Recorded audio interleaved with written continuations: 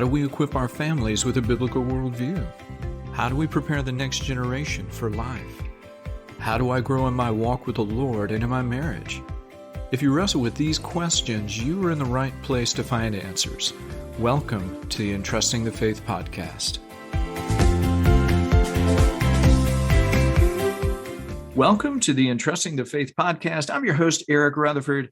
And man, we have a special treat for you today because I have with me Dr. Ted Cabal. He is a professor of philosophy of religion in the School of Theology at Southwestern Baptist Theological Seminary. A lot of his research interests focus on philosophy of religion, faith and science, and apologetics.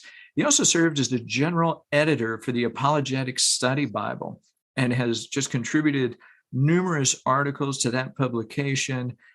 He has been a pastor, author, but even more than that, he is a husband, a grandfather, and most of all, he is a Christ follower. Two quick items before we get to our interview. First, if you go to our website at entrustingthefaith.com, scroll down to the bottom, sign up for our weekly emails so you know who is coming up on the podcast for the week and who you may have missed the previous week. You'll also get a free resource when you do, and you can find all our other podcasts on our website while you're there. Feel free to scroll through them, find other interviews to really help you along the way. Second, this episode is just brought to you by my book, Leading While at Home, How Husbands and Fathers Can Biblically Lead Their Families. So if you've ever thought, man, I want to be a godly husband or father, I don't know where to start, or you've heard that you need to do something to equip your family, but you just don't know where to begin, well, if this is you or anybody you know, Leading Well at Home will show you how you can love Jesus Christ, love and serve your wife and children, and take responsibility for discipling your family. You'll be encouraged and given action steps that you can apply so that you're moving forward.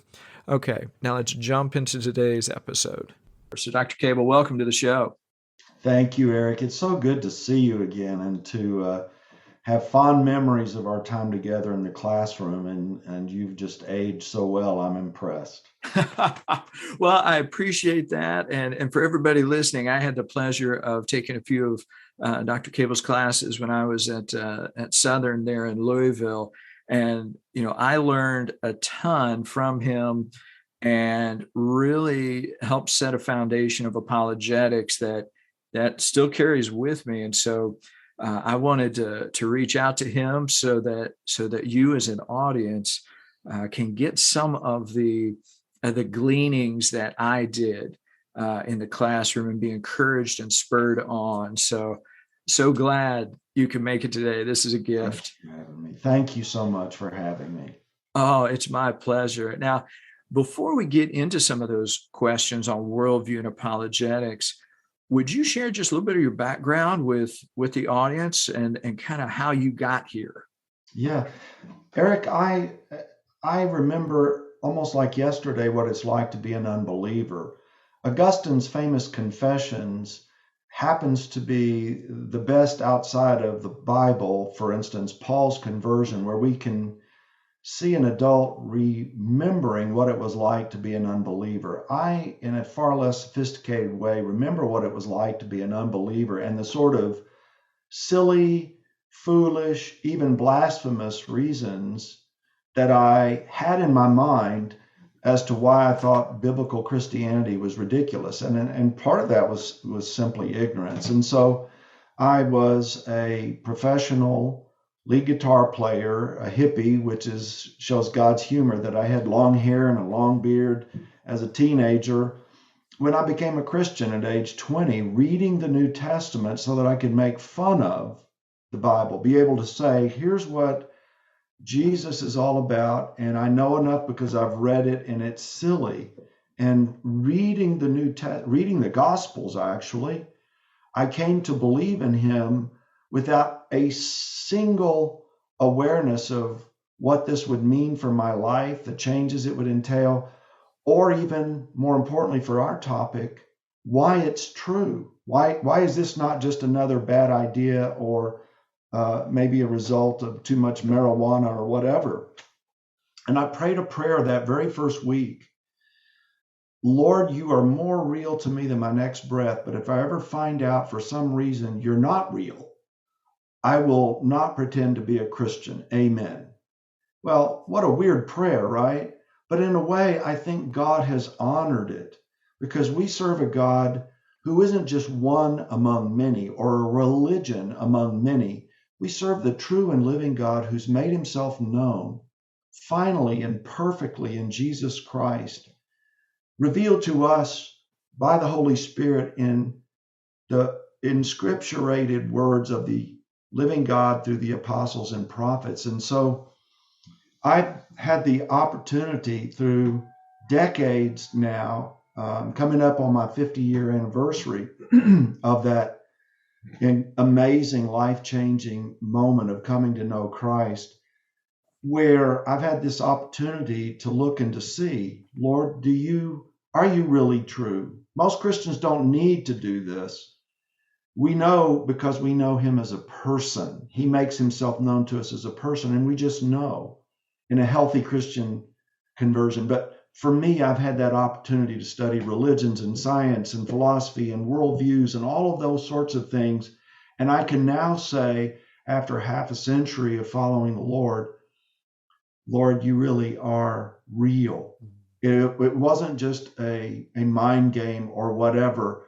And that's the beauty of apologetics. It strengthens our faith as well as helps us to be able to give answers to those who have questions. And I appreciate that so much because, if you're listening at home or on the road, like you may have had a different conversion experience. And I think part of, doing life together is hearing those different experiences and hearing that God, I say simply, it's not simply, but by simply reading the New Testament, reading the Gospels, it was just said, hey, here I am, and I am real. And that he moves that way, that is such an encouragement to me. And I know to everybody else. So I appreciate you sharing that. And, talking about, so we want to talk about apologetics and also sort of biblical worldview. And let's just kind of start with that biblical worldview portion. What makes it so important that we have a biblical worldview as believers? Because I think some people sometimes say, well, I'm a Christian, I prayed a prayer. I sort of have the Jesus t-shirt on, whatever, I'm good. But what makes that biblical worldview so important? Yeah, it's a wonderful question. The New Testament describes the world of ideas, what we can call a worldview. If we want to define a worldview as a sort of lens by which we interpret and understand our world and our experiences. And everybody has one according to this understanding, and I think it's right.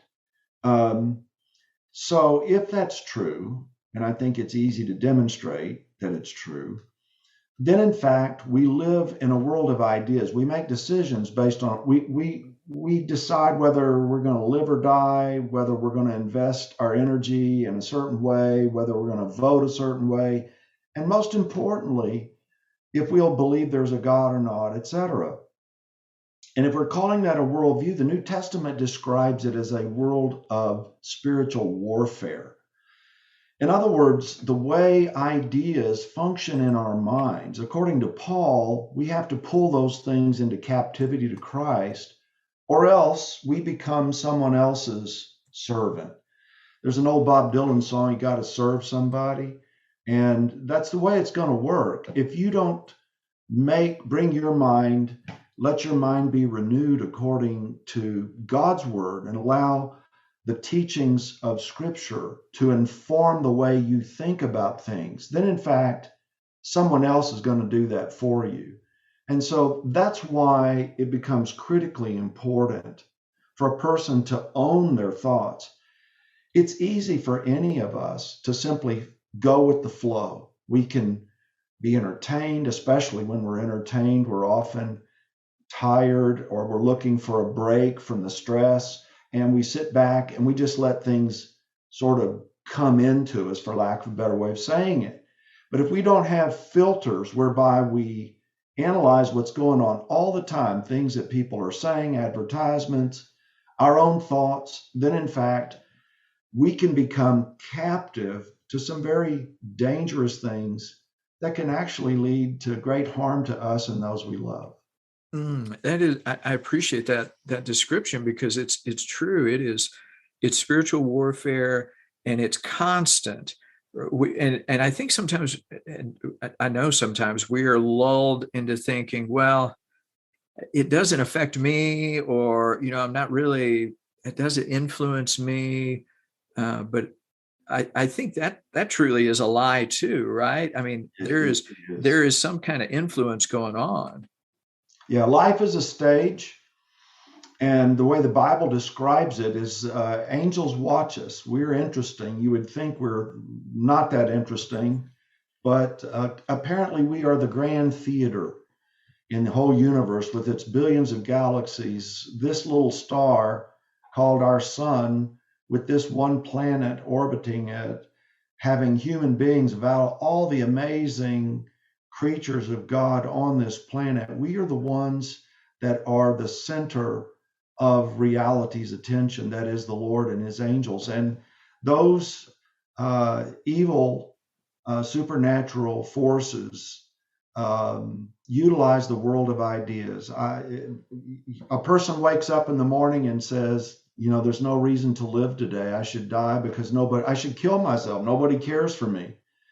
That's spiritual warfare. The person who wakes up and says, I'm the most important person in the world.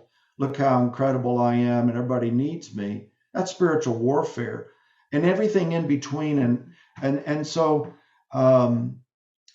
it's not to say that God isn't good and we don't need to live in a feeling of embattlement all the time, but it is to be aware when you're not in that place where you're at peace and you're resting in the Lord, or you're walking with real diligence, just to be alert. And this is the way the Bible describes it. Your adversary, the devil, prowls about you like a roaring lion, seeking whom he may devour. And it's in the world of ideas.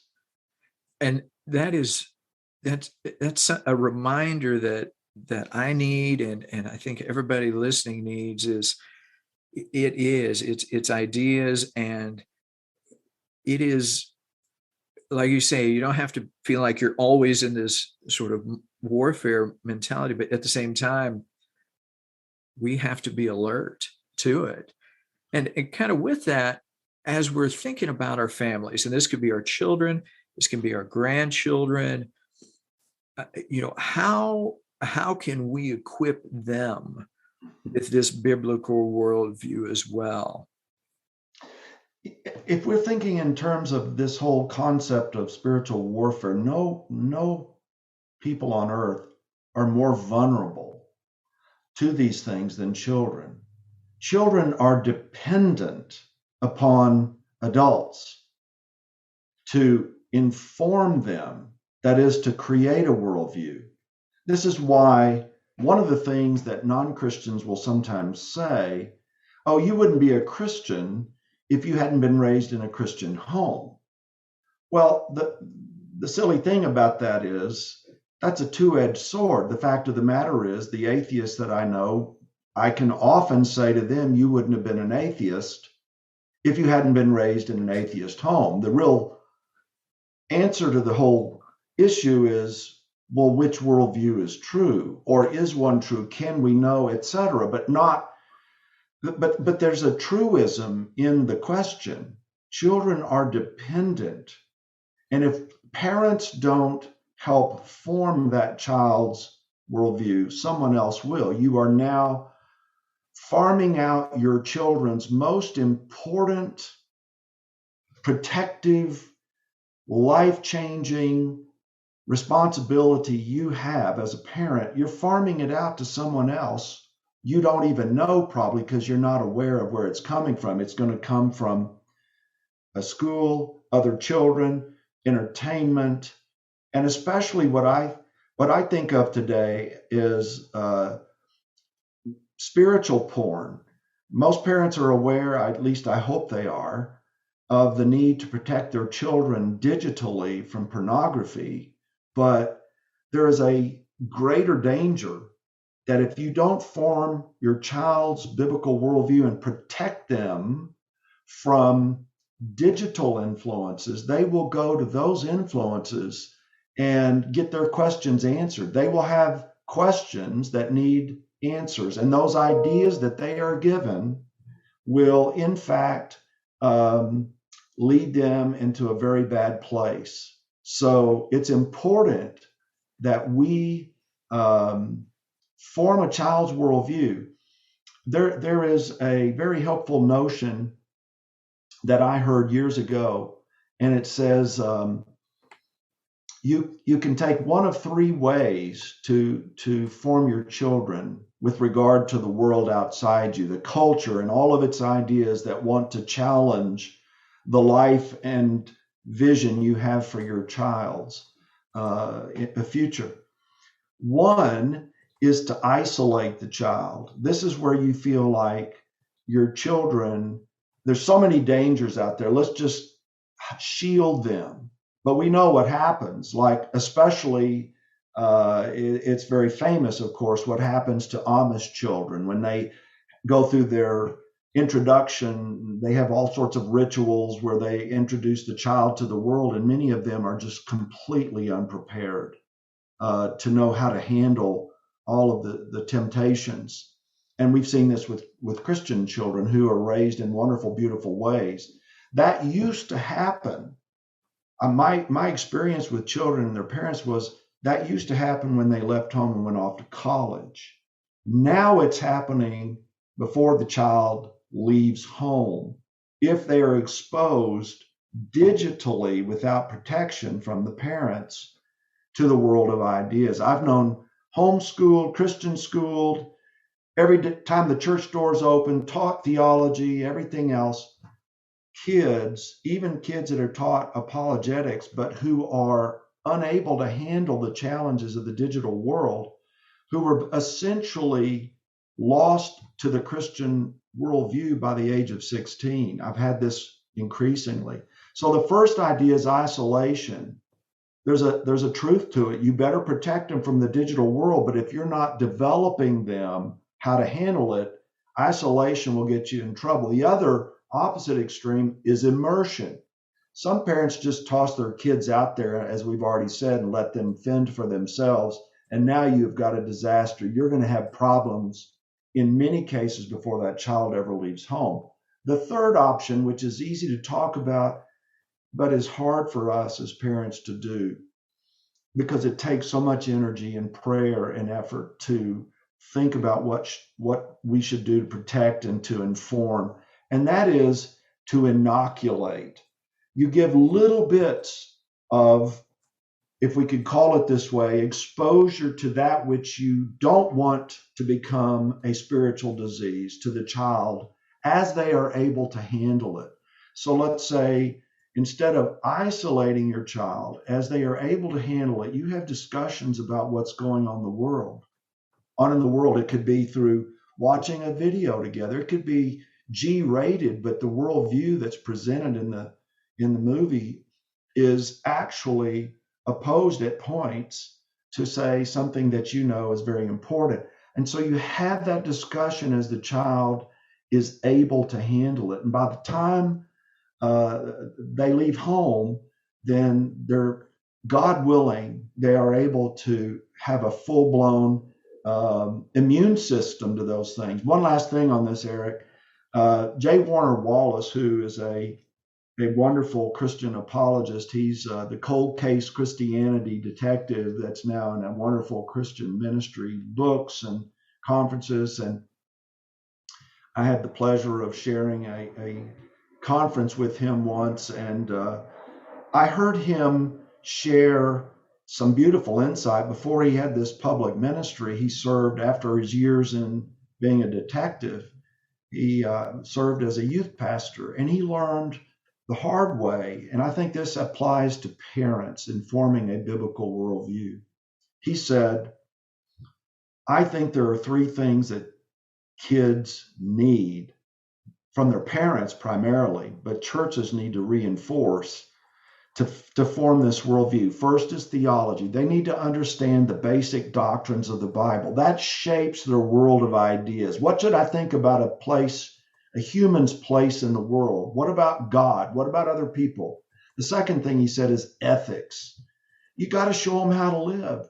Here's how you live in light of these new challenges that your particular culture throws your way. You got to show them, how do I live? And then thirdly, apologetics.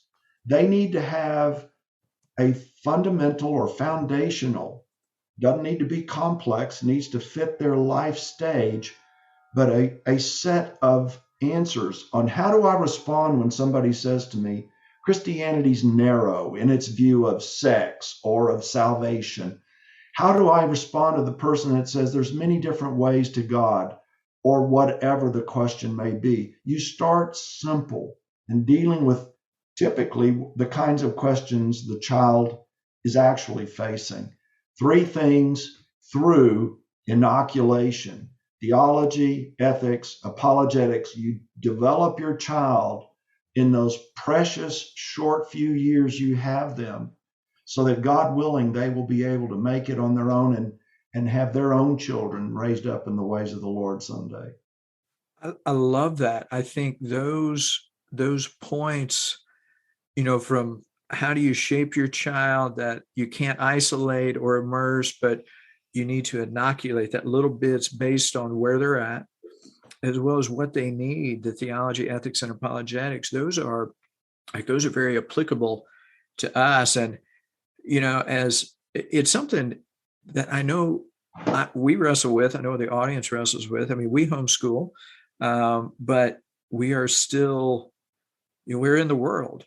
I have some of my kids, they do theater, they do dance, they do other things. And so, you're around non-believers because you're in the world, and even in the local church, you're around all kinds of people, which is good.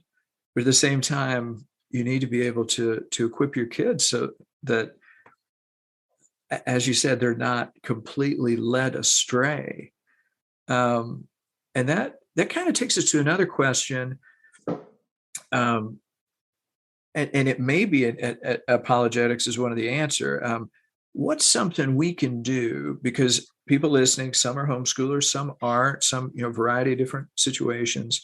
What's something that we can do to counter that worldview, that humanistic worldview that comes through the schools, that comes through the media, that comes through YouTube, that comes through all those nooks and crannies, and even through something that says it's Christian, but really isn't? What can we do to help them, like something?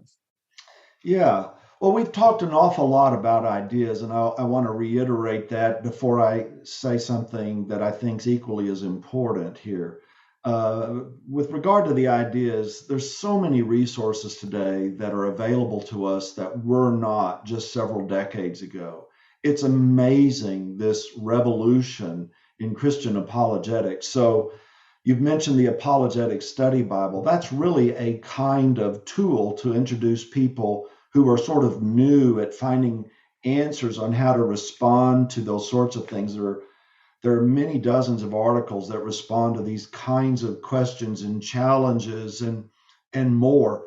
There are other sort of entry-level books that I think a parent who is new at this sort of thing, you can find, for instance, Lee Strobel books. He was a journalist who was not a Christian, and he became a Christian and went and dug deep and searched to see what we can know about Christ, for instance. So Case for Christ, Case for the Creator. So he deals with all sorts of issues, and then so much more you can get into. And a person should listen to Eric Rutherford's podcast and others.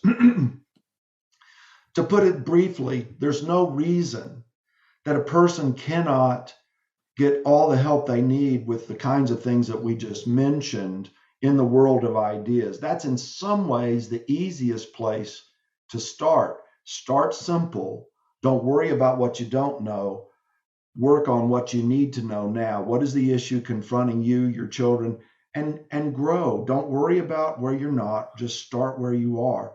But then there's a flip side, we might say, of this same coin that I think's critical if we're to help our children and to counter the naturalistic, humanistic worldview. Essentially, in the westernized countries of the world, but all share this digital presence today and spreads these ideas so rapidly. Um, we hear as part of the messaging that it's not just here's what's the right way to live, don't go by the Christian way, but it's also if you go by this new way, which isn't so new nonetheless, they say you will be fulfilled, you will be happier, you will be a more joyful person. I think that it's critical for parents to not just model how to live, but to show its value, to show the joy and the peace. We're not perfect. We're not God. We need to be transparent. But if a child sees authentic Christian living in the home, then that's the best counter to that message that no, this is a better way over here. If in fact all they get are the ideas from the home, and you can give them the world's best ideas, but the parents are still selfish or they're not really living the Christian life, then you undercut your message. If all you do is live, but you don't really give the child the help they need ideationally, then in fact they're going to be exposed to the dangers as well. So I see those as critical. The home is the cocoon from which your children will emerge someday, and for them to be healthy and able to fly away on their own and to be a beautiful example of a Christ follower, they really need us to model what it means to follow the Lord as well as to teach them. So that's what I think is the best way to counter these. I'm not at all opposed to being involved in the political process, but God forbid that we lose our children thinking that we're going to fix the culture first and somehow our children, in the few short years we have them, are not our primary focus. So that would be what I consider absolutely key. And that makes perfect sense. It's both equipping with knowledge, but then carrying that out through our lives. And it's always fascinating to talk with families, seeing families in the local church, and seeing how they do that or not do that. Because you'll have people. We have my wife and I have been part of we've been teaching sixth grade at our church now for about 5 years, and we see different families, different children, different engagement at a spiritual level in the home, and what's important. And it is so needed it's not simply bring them to church and the church takes care of it. It's you got to do it at home, and then make sure they see the value of faith and Christ. So I appreciate you talking about both sides of that. And as we talk about apologetics, and we mentioned kind of before we started recording how apologetics has become, I'll call it more mainstream over the last 20 years. It still can be a word sometimes that I don't want to say polarizing, but sometimes maybe intimidating. I think some people hear apologetics and it's like, ooh, what do I do with that? So I guess what is it, and why do we need to study it? Because some people are like, just give me Jesus, just give me scripture, and I'm good. And I mean, don't get me wrong, that's absolutely true. That's all we need is God and his word. But what is the need for apologetics in our lives? Great question. Most of us have heard something like this. You may not be a theologian, but you are one, whether you know it or not. You may not be a teaching theologian in a seminary or college or whatever, but you are one, whether you know it or not. You may never even read a systematic theology. What do we mean? Well, At its best, theology is when a believer tries to systematically make sense of the teaching of the Bible. And we try to pull together all of its parts and come up with a coherent set of understanding, which leads to theology, if we want to call it that. Our doctrine of God and the world, or worldview, flows from that, etc. The same is true of apologetics. If we define it, and most people who've never heard it, of course, think you mean something like I'm sorry or you're apologizing. It comes from apologia, the Greek word for defense, which famously goes back to pre-Christian times, the defense of Socrates when he was accused of all these evils by the government of Athens and then executed by drinking the hemlock. He presented a defense. Plato does in the Apologia of Socrates. Early Christian apologists in the 2nd century, most famously Justin the Martyr, as he was called, his lifespan basically overlapped that of the latter part of the life of John the Apostle, even perhaps. But he, after being a pagan philosopher, becomes a Christian and defended Christianity against the attacks of imperial Rome, which martyred hundreds of thousands of Christians in those first few centuries. But if we go back even further, we can see apologetics is in the New Testament itself. Paul, Philippians 1:16 says, I've been called to the defense of the gospel. There's that very same Greek word. And we see the way he practiced it. And here's where I think it's most important. We've been talking about it as part of the formation of children. But where you especially see it in the New Testament is when Paul, for instance, in the book of Acts, is encountering non-believers. And it's what he does when the unbeliever says no. I like to say apologetics is the flip side of evangelism. So whenever an unbeliever says no to you, they have a bad reason for saying no. We all know that Christ is all we could ever hope for. He's beyond our wildest dreams in his goodness and his offer of mercy and forgiveness and grace. But unbelievers, as I well remember, have bad reasons for saying no. What you do at that moment actually reveals what I would call your understanding of apologetics, even if you've never heard the word. That is, you don't, let's say you say, well, I don't believe I should even talk to unbelievers at this point. Maybe God didn't call them to salvation or something, so I'm not even going to talk to them anymore. What a terrible view of apologetics. Paul didn't do that. When he's with Jews, he used the Old Testament because they listened to the prophets. When he was with philosophers and others at Athens, he preached the very same gospel, but he didn't use scripture. He put it in ways that made sense to them, even though they laughed at him. They understood what he was talking about. He says, I became all things to all men so that by all means I might save some, in 1 Corinthians 9. And so what I would say, Eric, is apologetics is a lot of stuff. It could be the guy writing a very complicated book talking about some issue that we may find irrelevant. It could be discipling our children. But New Testament wise, where it really becomes important is how we respond to non-believers when they say no to Christ. And really, there's where every person should start. We should be witnessing to those that are in our circles.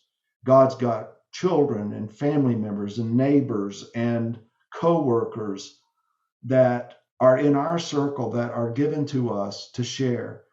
And what apologetics taught me to do through the years is how to keep the gospel conversation going. It is a servant to the gospel. It cannot save anyone. Only the gospel is the power of God for salvation. But apologetics, rightly handled, both with a life that mirrors Christ, as well as knowing how to artfully engage people and in a friendly conversation, helping them to see why they need to reconsider Christ. That's when apologetics shines. I like how you described it. Apologetics doesn't save anyone, but it is that servant of the gospel, and how it really starts with a no. And that's how it's that jumping off point. Now, as people are thinking through this, and you also talked earlier about it's not about knowing everything, it's just starting somewhere.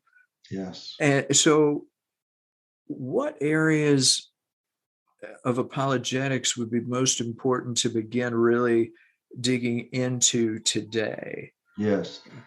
The most important area is the one that is most present to you as a threat to either someone you love or to your own thinking, or is presented to you in an unbeliever as the reason why they are saying no.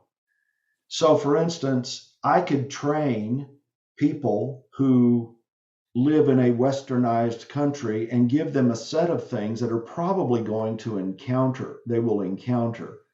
Typically, this is going to include things like evolutionary naturalism, the idea that there is no God. We can just call it atheism. Science has taught us everything is to know, and the Bible's false. And there's all sorts of things that are fairly simple that you can get started with in being able to have a conversation with that sort of person. But they're also what we might call sort of postmodern spiritual religionists. They don't follow any particular religion.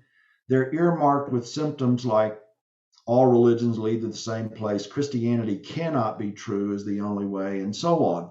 How do you have a conversation with that person?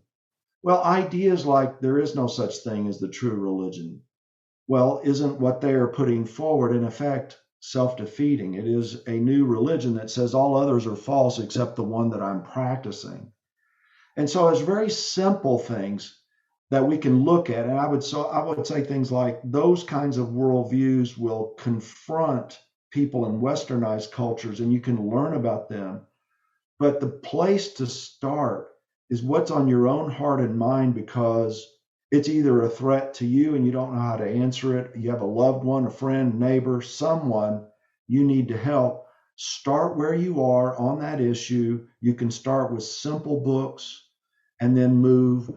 And God uses us where we are. If I were the Lord, I would not use human beings to bear witness to his truth. I would use angels. I would use donkeys that could talk. I would not use human beings. But you know what? The Lord doesn't wait until you've had decades of learning. He doesn't use specialists. I'm not called to be the one to witness to someone down the street who feels very intimidated by all these sorts of things, but needs to witness to those in his or her circle. God uses you where you are, and it's just fine. Don't pretend to know what you don't know, but work at it, grow at it, and God will use you. Be amazed in those conversations. I like that. Just wherever you are, what's most affecting you is the place to start. And it seems like, and it's cultural change, right? As culture has changes over these last 20 years, 30 years, 50 years, we see different things we need to be aware of, more things like that. How have you seen that change as you have been, on the front lines of writing and teaching and everything? How's that changed over these years? Well, none of us could have imagined the effect of the sexual revolution coming out of the hippie era of the 60s and early 70s. Free love. It was heterosexual primarily. It was even as sinful and debased as it was, could not have imagined where we are today. And you don't even have to be very much of an older person today to be sort of shocked by the rapidity with which the sexual revolution is now affecting all of us, whether it's transgender bathrooms or, even more shockingly, children in elementary school who are being put on hormone blockers, and already parents and states allowing them to so-called transition to another gender. These sorts of things are stunning, and they create new challenges for us. I think these are the biggest sort of cultural apologetics issues in westernized countries is this almost insanely rapid changes taking place in this latter part of the sexual revolution. There are older challenges that don't go away. There are always challenges toward Christian doctrine. Is Jesus the only way to heaven? Why should I believe he truly is divine, the Son of God? Those sorts of questions are perennial. And so those are the sorts of things that we should learn and be ready, always being ready to give a defense. As the Apostle Peter says, there's that same Greek word, apologetic, always being ready.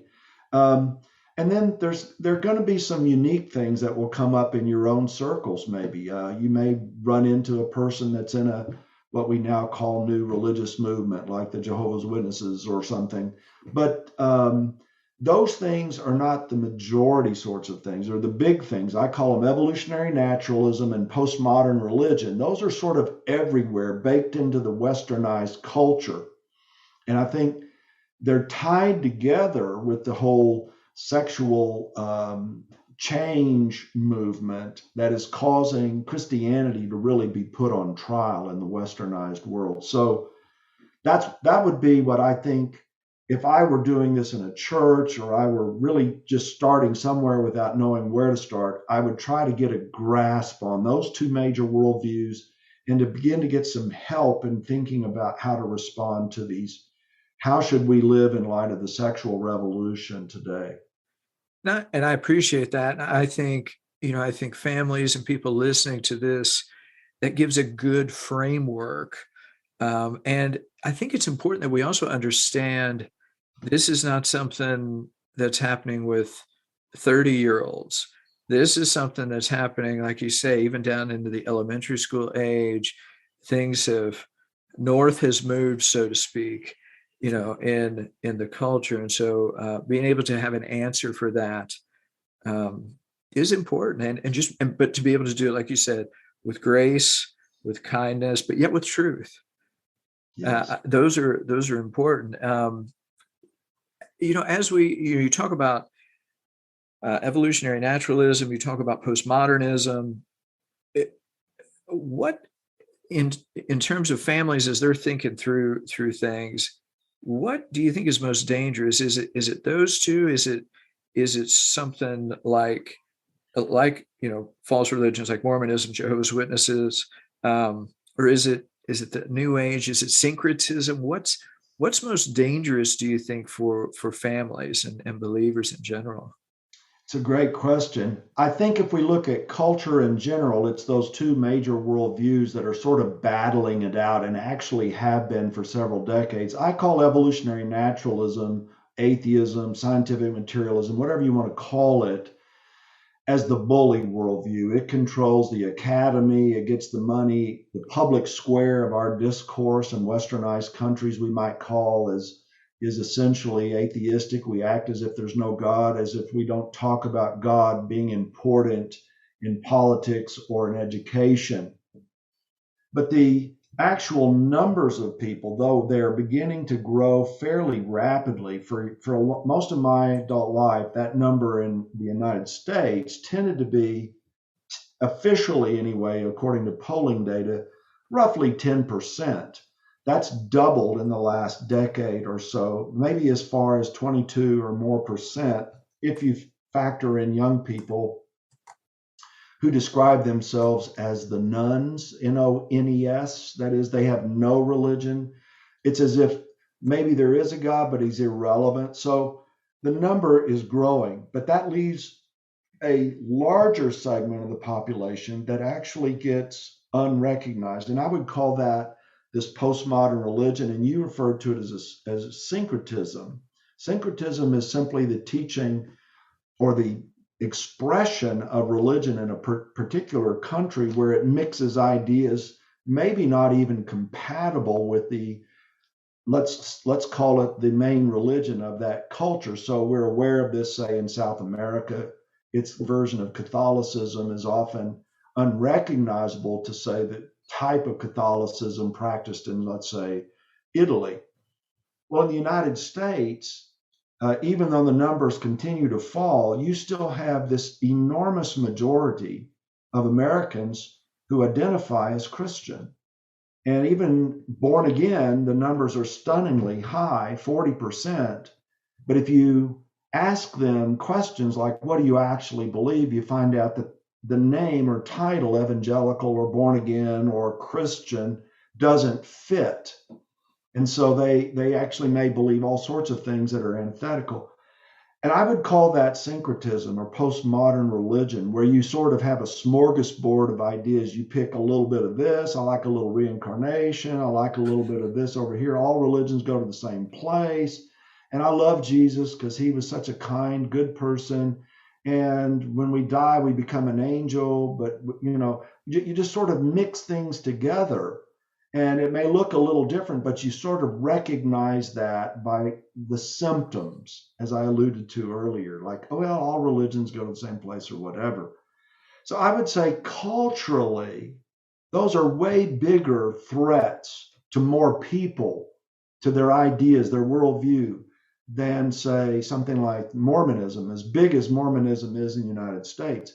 Having said all that, I'll close with saying, whatever is your particular family and the people surrounding you, if you live in Utah and you're a third generation Mormon, I guarantee you, most likely evolutionary naturalism isn't nearly as big of a threat to biblical Christianity in your circle. So we need to be aware of the bigger culture and our own circle of influence.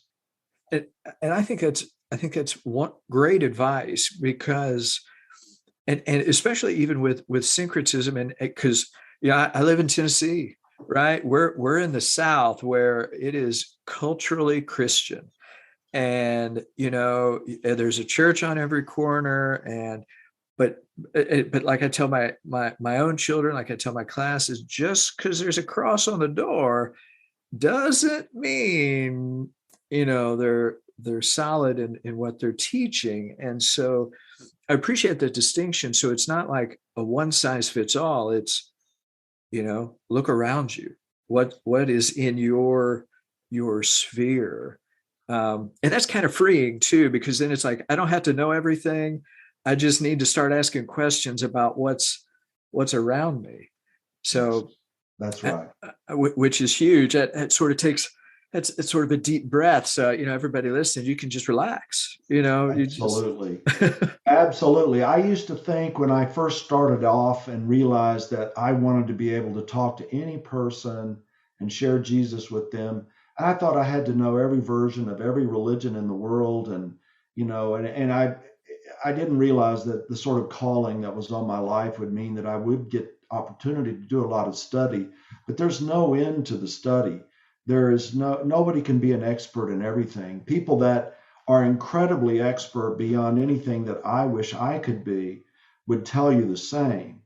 We're all called to different levels and different tasks, and different giftings are given us, but we can all do what God calls us to do. He will equip us to do. All he asks for is the readiness. As scripture says, if the readiness is present, it is acceptable. That's what God's looking for. So you get started with where you are and don't worry about the rest, and you'll be just fine.